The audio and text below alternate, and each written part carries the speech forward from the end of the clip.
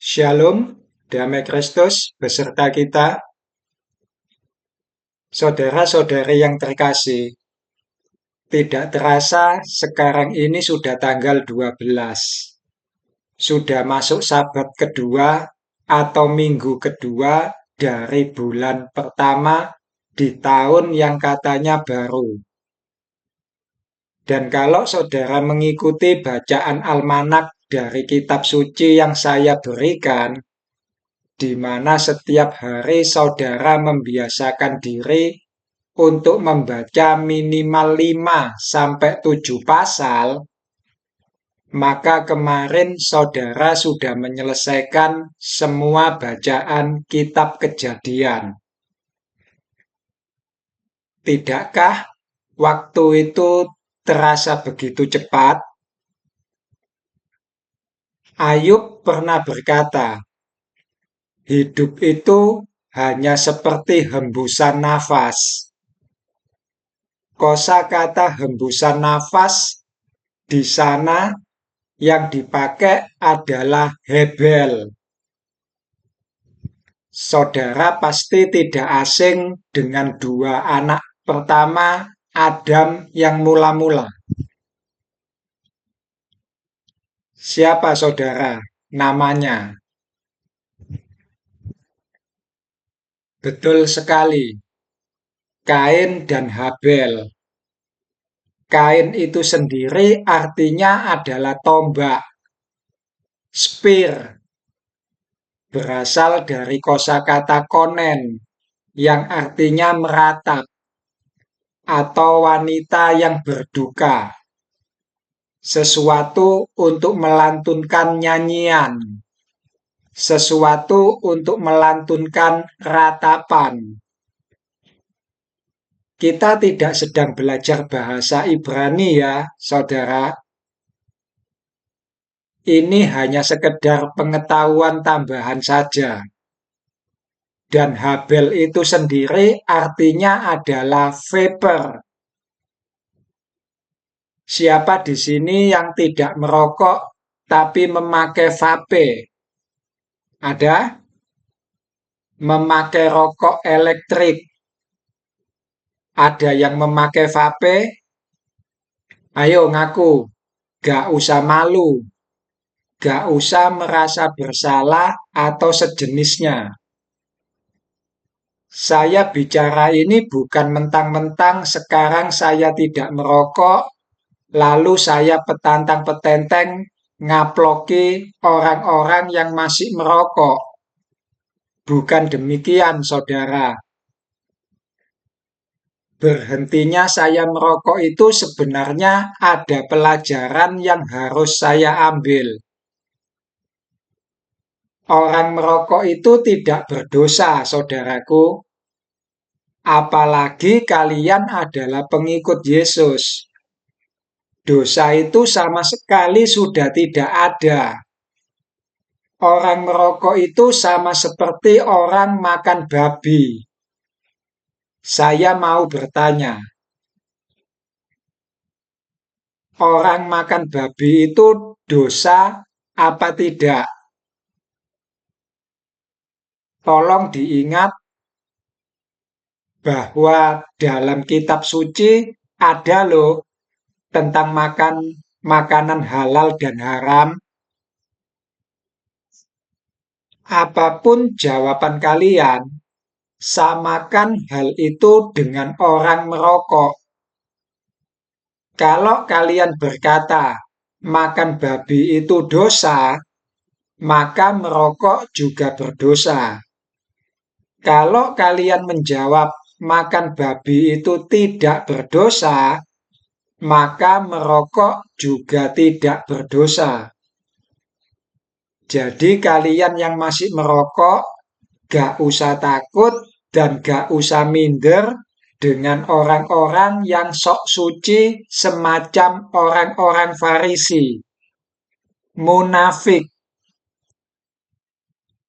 Ajaran Yesus itu di dalamnya ada yang namanya kasih.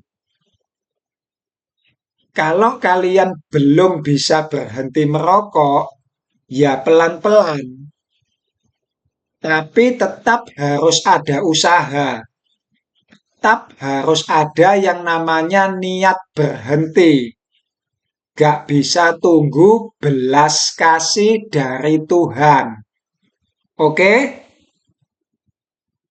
Nah, ajaran apa yang hendak Tuhan sampaikan pada saya ketika saya berhenti merokok? Ajarannya adalah bahwa saya sekarang sudah tidak bergantung lagi dengan rokok. Kalau dulu saya bergantung dengan rokok, artinya dulu saya adalah hambanya rokok. Dulu saya adalah budaknya rokok. Tapi sekarang rokok itulah yang menjadi budaknya saya. Saya mau merokok atau tidak, itu terserah saya. Tidak ada lagi yang namanya kecanduan. Saya berkuasa total atas rokok. Saya bersedia merokok kembali bersama-sama dengan kalian para perokok. Kita kumpul rame-rame sambil ngopi.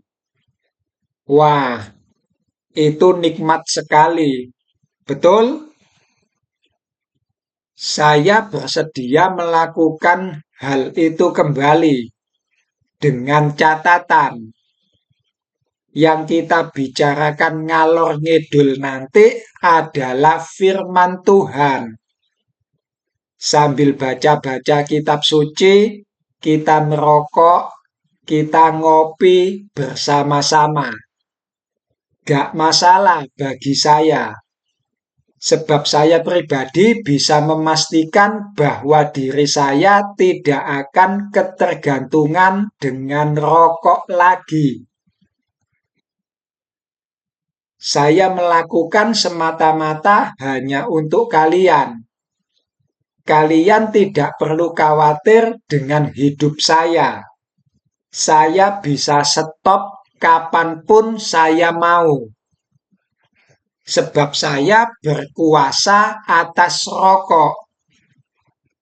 Kalau mau khawatir, khawatirkan diri kalian sendiri yang belum berkuasa atas rokok.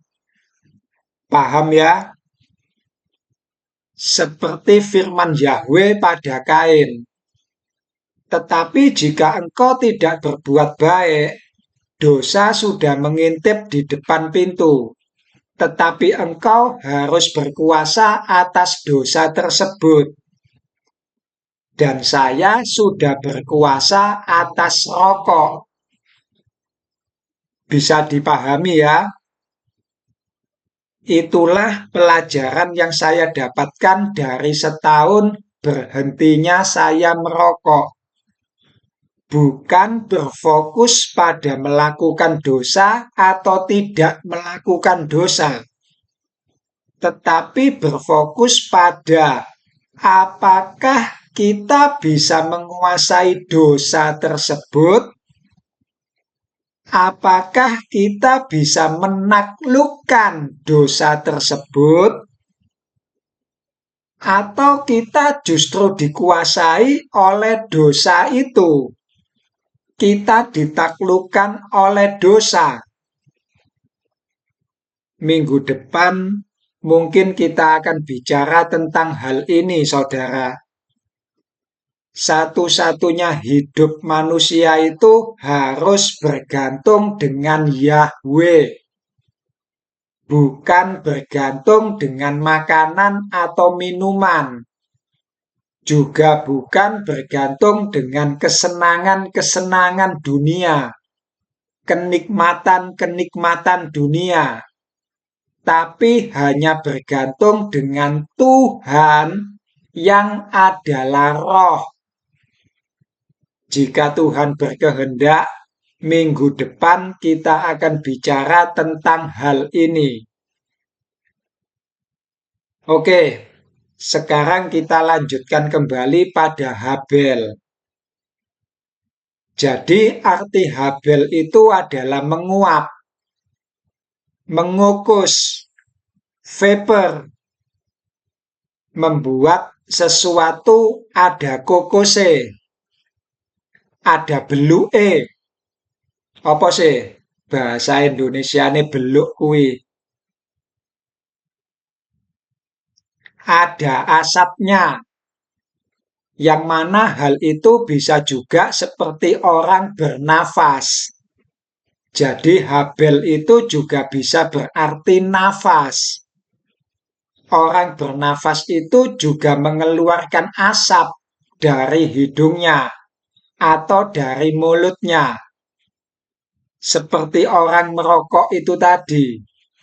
Yang artinya lagi, hal itu adalah sia-sia. Habel itu juga bisa diterjemahkan menjadi sia-sia. Seperti dalam Pengkhotbah 1 ayat 2. Segala sesuatu adalah sia-sia. Habel habalin. Sia-sia di atas kesia-siaan. Pagi hari Habel masih hidup. Siang hari sudah mati ditombak oleh Kain. Dibunuh oleh kakaknya. Sesuai dengan namanya, Kain. Jadi saudaraku, hidup ini sangatlah singkat, seperti Habel.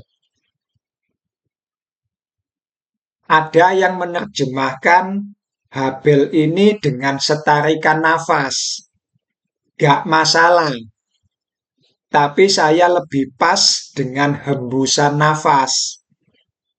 Sebab orang mati itu ujungnya bukan menarik nafas, tapi menghembuskan nafas.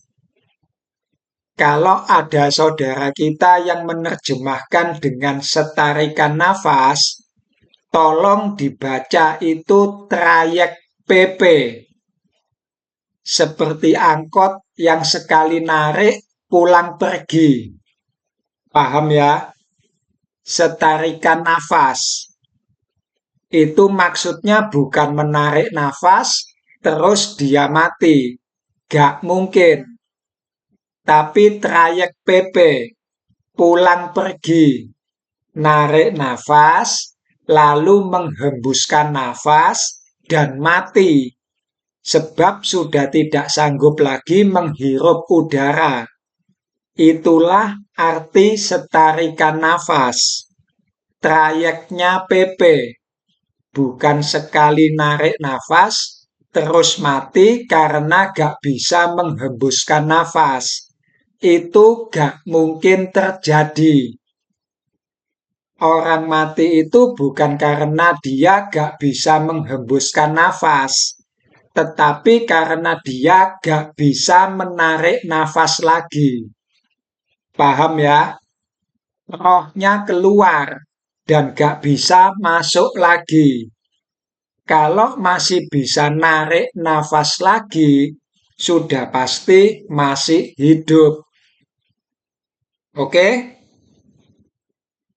Pertanyaan saya, saudara, apa yang akan saudara lakukan jika hidup itu hanyalah seperti hembusan nafas saja?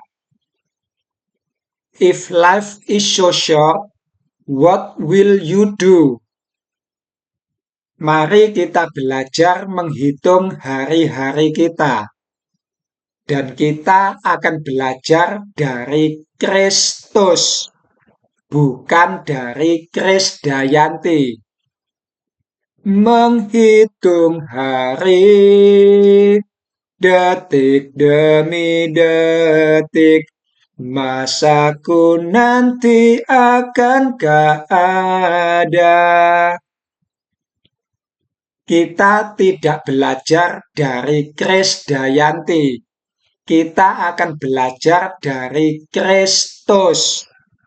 Oke? Saudara-saudariku yang terkasih, orang zaman dulu itu umurnya panjang-panjang. Orang tertua yang dicatat dalam kitab suci itu adalah Metusala. Umurnya mencapai 969 tahun. Kalau satu hari di mata Tuhan itu sama seperti 1000 tahun, maka 969 tahun itu belum ada satu hari. Itulah Habel. Paginya hidup, sore atau malam harinya sudah mati. Gak sampai ketemu esok hari. Dan saudara harus mengerti, umur panjang mereka itu bukan jaminan pola pikir mereka itu sudah benar-benar dewasa seperti yang kita bayangkan secara umum. Umurnya sudah 100 tahun, maka pikirannya pasti bijaksana sesuai dengan usianya. Tidak demikian. Usia 100 tahun zaman dulu itu pola pikirnya masih sama seperti anak usia 10 tahun zaman kita. Jadi orang zaman dulu itu dikatakan dewasa kalau usianya sudah di angka 400 tahun. Karena usia 400 tahun itu setara dengan usia 40 tahun zaman kita sekarang. Ini semacam proses. Dan usia manusia semakin lama semakin berkurang oleh karena efek dosa. Efek dari buah pengetahuan. Semakin banyak manusia mengetahui, maka semakin berkurang usia hidupnya. Saudara pasti sudah tidak asing dengan cerita kisah hidup Musa. Musa itu adalah gambaran hidup yang ideal bagi manusia zaman kita saat ini. Umur hidup Musa itu adalah 120 tahun. Lambang atau simbol dari satu masa umur bumi. Dan 120 tahun itu dibagi dalam 3 periode proses hidup. Sama seperti hidup kita saat ini. Hanya saja siklus hidup kita semakin pendek dari siklus hidup zaman Musa. Kalau Musa bisa sampai 120 tahun dibagi 3, kita mungkin hanya sampai 90 tahun dibagi 3.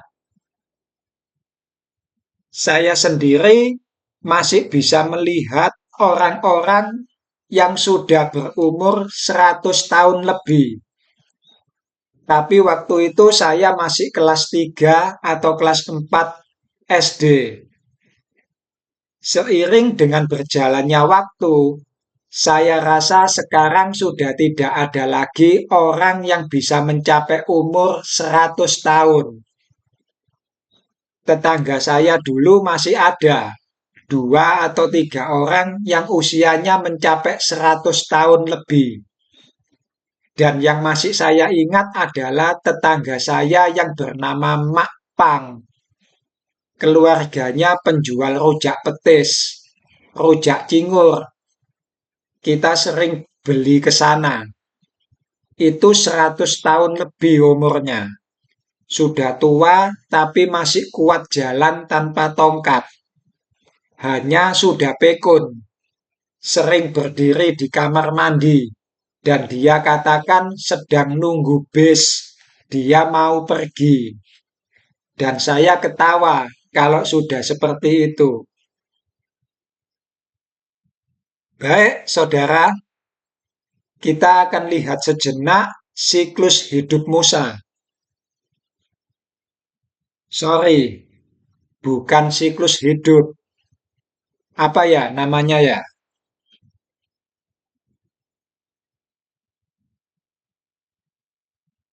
Perjalanan hidup Musa. Gitu kali ya. Kita akan lihat sejenak perjalanan hidup Musa. 40 tahun pertama itu adalah masa kanak-kanak bagi Musa. Artinya, sekalipun Musa itu umurnya sudah 40 tahun, saudara jangan berpikir bahwa Musa itu sudah dewasa. Umur 40 itu zaman Musa masih dikatakan anak-anak. Pola pikirnya masih pola pikir anak-anak. Dan masa kanak-kanak Musa dihabiskan dalam istana raja. Musa tidak pernah kekurangan harta benda apapun. Dia hidup nyaman di istana. 40 tahun kedua itu adalah masa remaja bagi Musa. Sudah dewasa, tapi masih terlalu muda. Anggaplah usia remaja zaman Musa itu dimulai dari umur 41 sampai umur 80 tahun. Hidupnya sudah mulai keluar dari asuhan orang tua. Dan hidup Musa di usia ini memang demikian adanya. Dia melarikan diri dari Mesir dan mengembara di tanah Midian. Di tanah itulah Musa melakukan segala sesuatunya suka-suka dia. Tidak ada orang tua yang melarang. 40 tahun ketiga itu adalah masa remaja, puber kedua bagi Musa. Atau bisa dikatakan sudah dewasa dan sudah matang. Usia yang disebut usia bijaksana. Usia orang beruban. Dimulai dari umur 81 sampai tutup usia. Dan kebetulan Musa menutup mata di usia 120 tahun. Seumur satu masa bumi. Di usia inilah hidupnya mulai memikirkan Tuhan. Musa mulai memikirkan apa yang dipikirkan Yahweh. Hidupnya mulai bijaksana. Dan Musa menghabiskan sisa waktunya di padang gurun, berusaha dekat dengan Yahweh.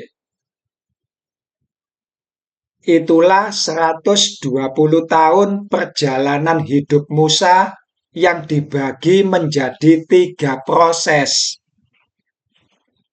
Dan sekarang saya mengetahui, saudara, kenapa orang-orang zaman dulu itu mereka yang dikatakan bijaksana adalah mereka yang ubanan. Sekarang saya mengerti kenapa the wise men itu adalah mereka yang rambutnya sudah beruban. Dan alangkah baiknya jika kalian belum beruban tetapi bisa menjadi orang bijak. Saya akan kembali ke zaman sebelum air bah. Menurut kalian, orang-orang yang sudah berumur 100 tahun atau 200 tahun itu, kira-kira mereka sudah ubanan atau belum? Umurnya sudah 100 tahun loh. Bahkan katakanlah sudah 300 tahun. Pertanyaannya, apakah di benak kalian membayangkan bahwa mereka pasti sudah ubanan, seperti pikiran kita pada umumnya? Dan saya katakan pada kalian, mereka belum beruban. Mereka belum menjadi the wise men. Belum menjadi hakam, atau hakim, sama saja, karena akar katanya adalah cakam. Itu bahasa Ibraninya untuk orang yang bijaksana, hakam, atau biasa kita sebut dengan hakim, orang bijaksana yang bisa memutuskan sebuah perkara. Seperti kata pemazmur, "Ya Tuhan, beritahukanlah kepadaku ajalku, supaya aku mengetahui betapa fananya aku." Orang hidup di zaman kita saat ini itu sama seperti orang hidup di zaman Musa. Juga dibagi tiga. Kita tentukan saja dulu yang masuk logika. Bisakah umur orang di zaman sekarang ini mencapai usia 90 tahun? Kalau bisa, kita bagi 90 menjadi tiga. Itulah fase tahapan kita sebagai manusia. Jadi dengan umur 90 tahun, maka orang yang berumur 30 tahun itu masih bisa kita sebut sebagai anak-anak. Umur 60 tahun itu masih remaja. Masuk 61 tahun ke atas barulah disebut usia bijaksana. Jadi kalau dengan hitungan umur 90 tahun ini, saya itu masih masuk dalam usia remaja. Saya belum termasuk orang ubanan. Belum bisa disebut orang bijak. Tetapi seperti yang sudah saya katakan tadi, alangkah baiknya jika masih anak-anak, engkau sudah disebut anak bijak. Apalagi kalau kalian mengatakan, rasanya usia 90 tahun juga sudah jarang, Om. Maka kita jadikan saja usia manusia sekarang ini adalah 60 tahun. Kita bagi tiga. Itulah fase tahapan kita sebagai manusia. Umur 1 sampai 20 tahun itu adalah masa anak-anak. Usia 21 sampai 40 tahun itu usia remaja. Dan usia 41 sampai 60 tahun itu usia bijaksana. Lebih dari 60 tahun, anggaplah itu bonus. Marilah saudara, kita bersungguh-sungguh minta diajar oleh Tuhan untuk menghitung hari-hari kita. Yesus pernah mengajar kita mengenai orang kaya yang sulit masuk kerajaan surga. Dan ketika saya lebih mendalami lagi ajaran ini, saya mendapati bahwa yang datang pada Yesus itu adalah anak muda. Orang yang masih belum ubanan. Saya coba merefleksikan diri, berandai-andai. Jika yang datang itu adalah orang tua, yang mohon maaf, sudah bau tanah, apakah orang tersebut juga masih akan menyimpan hartanya dan bahkan masih mau menumpuk lebih banyak lagi harta duniawi? Kalau orang tua itu masih menginginkan harta duniawi, maka memang sangat dimungkinkan bahwa harta kekayaan itulah yang membuat dia susah untuk masuk kerajaan Allah. Tetapi kalau orang tua itu mau melepaskan hartanya, maka ada kemungkinan yang lain bahwa yang menjadi penghalang bukanlah harta materi, tetapi faktor bijaksananya seseorang. Yang artinya, jika Yesus mengatakan orang kaya sulit masuk kerajaan surga, maka saya akan mengatakan orang muda sulit untuk masuk kerajaan surga. Saudara paham maksud saya? Bukan karena kekayaannya, bukan karena hartanya, tetapi karena dia masih muda. Kenapa orang muda sulit masuk kerajaan surga? Sebab ambisinya akan dunia masih sangat besar. Orang yang sudah ubanan, kalau memikirkan dan bertanya tentang hidup kekal, dia benar-benar memikirkan dan menanyakan hal itu sungguh-sungguh. Dia benar-benar sudah tidak memikirkan hal-hal duniawi lagi. Saudara bisa bayangkan, kalau ada nenek-nenek yang masih senang memakai kalung seberat 20 kilo, seperti para rapper-rapper zaman dulu. Yo, what's up yo? What's up brother? Saya yakin itu nenek-nenek geblak duluan, Pak. Baru dikalungi sudah geblak ke depan. Keberatan emasnya. Wis nenek-nenek gawe kalung emas 20 kilo. Gak tahu diri.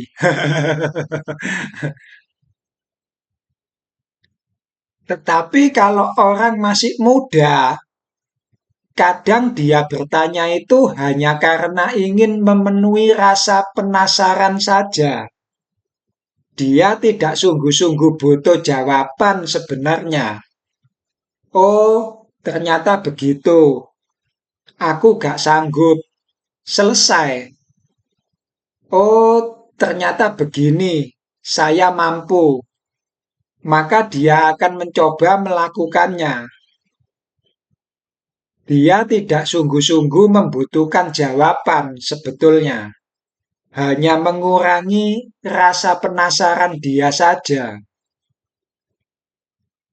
Dan saya menyarankan pada anak-anak muda zaman sekarang ini untuk belajar memahami kitab Pengkhotbah lebih dalam lagi. Sebab fajar hidup hanyalah kesia-siaan belaka. Maka pergunakanlah waktu yang kalian miliki itu dengan sebaik-baiknya. Efesus 5 ayat 16. Pergunakanlah waktu yang ada, karena hari-hari ini adalah jahat. Kosa kata pergunakanlah dalam bahasa Yunani adalah exagorazo.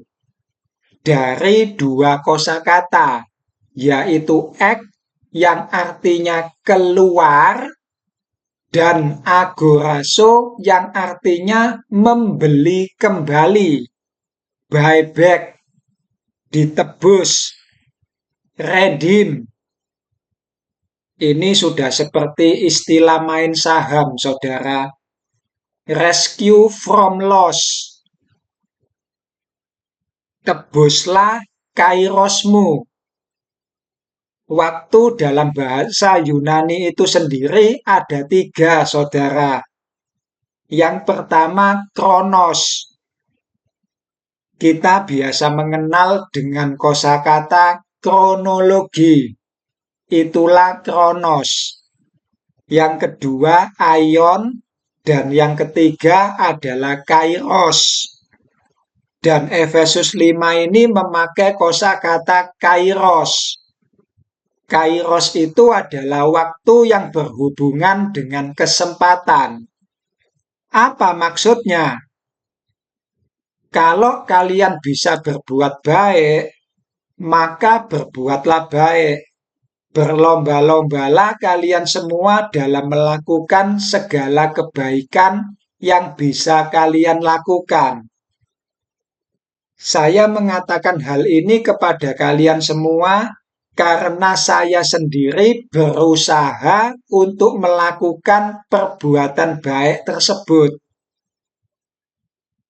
Perbuatan baik tidak menyelamatkan, betul. Lalu kenapa saya masih mengajarkan orang untuk berbuat baik? Sebab perbuatan baik itu menyempurnakan pertobatanmu.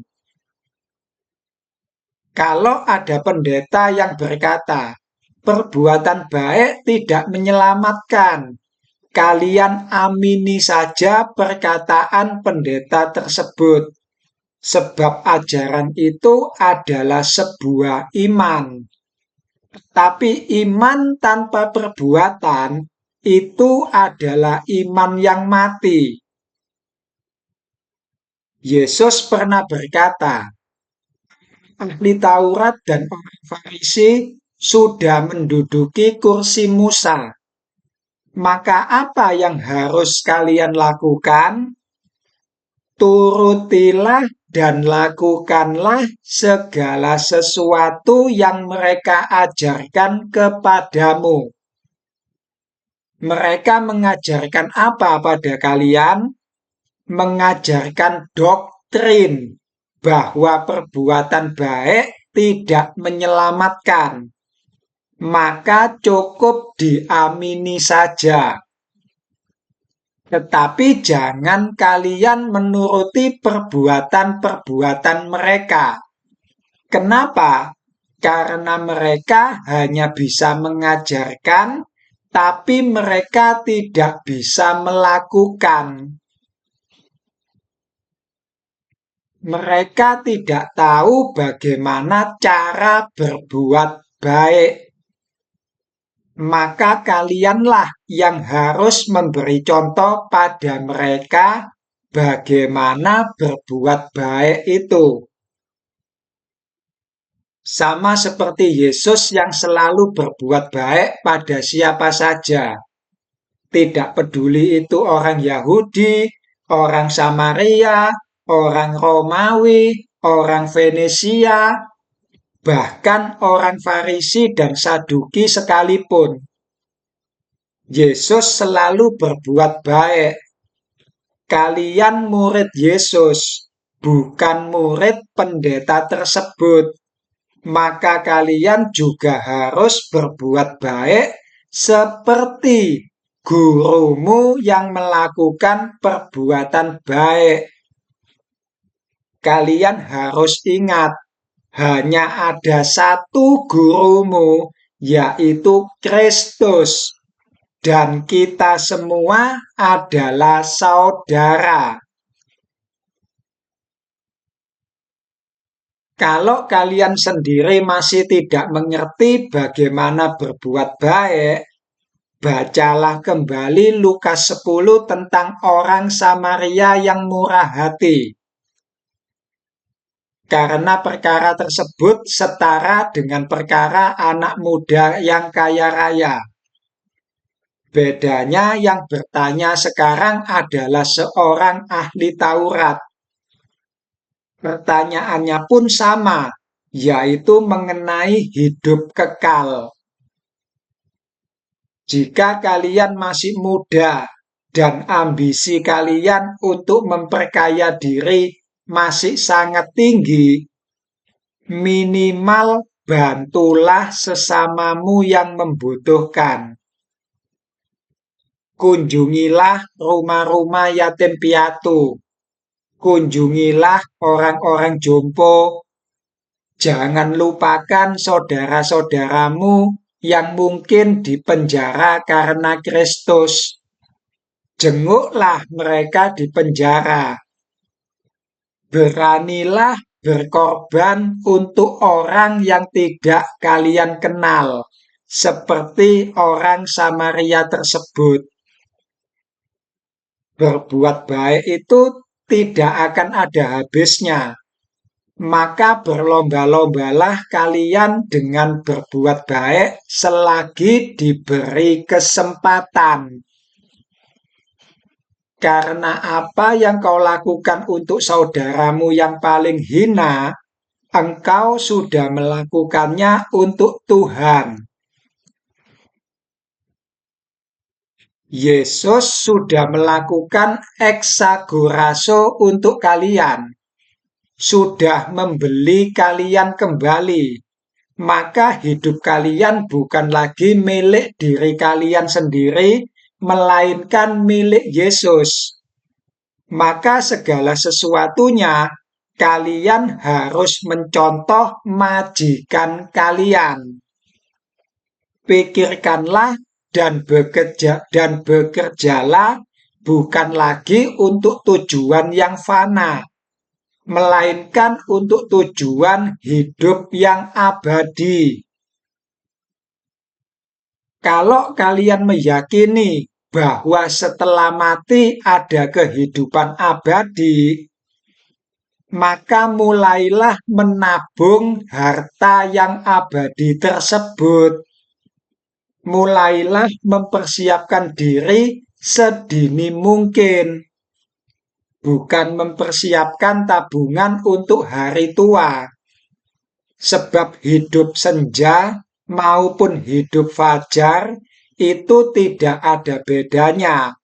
Semuanya terjadi hanya dalam satu hari saja. Oleh sebab itu, persiapkanlah diri kalian sebaik mungkin untuk menyongsong hidup abadi. Shalom.